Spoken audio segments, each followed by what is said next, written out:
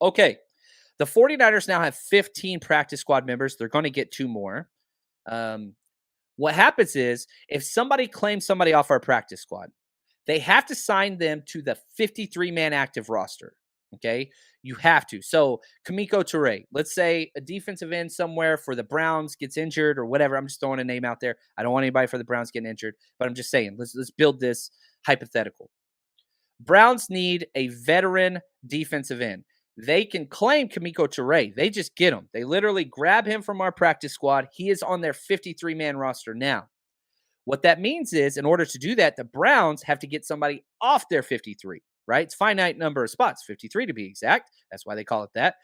So you have to get rid of somebody, whether that's them going on IR or releasing them to allow Toure to be on there. Now, the whole idea of the practice squad, and this is where it gets even more complicated.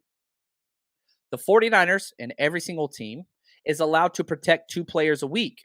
You can't protect them every week. So you can't just say we're protecting Kamiko Toure and Malik Turner every week. You can't do that.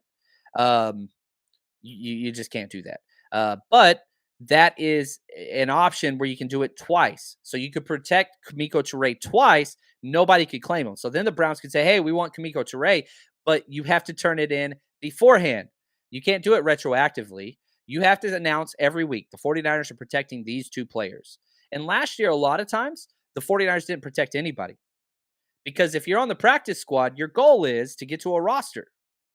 You get paid more, helps with your retirement packages, helps with a whole bunch of different things. But yeah, pay is considerably much, much higher. So it's kind of a benefit to your players. It's a weird game you got to play here. It's a 2020, right? Because you want to protect them to help the 49ers, but also you want players to want to be on your practice squad. So you got to be careful. And so that's kind of where that is. So the 49ers can claim any player on any other team's practice squad right now, but if they do, they have to cut one of their 53, just like what we did with Trey Sermon. So we claimed Blake Hance, right? So we took him off of waivers. He was waived, which waivers, to go on waivers, you have to be in the year 4 or less years, or less than 4 years. Then it goes through the draft wire, right? 1 through 32. So Jaguars get first claim. Detroit Lions get second claim. On and on and on and on to the 49ers who are at 29. We claimed Blake Harris. We had to cut somebody. Who'd we cut? We cut Trey Sermon.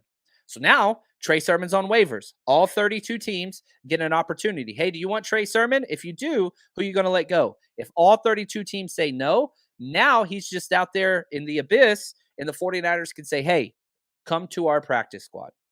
And then at any point again, another team can claim him and just take him, snatch him away from us. The 49ers Rush Podcast.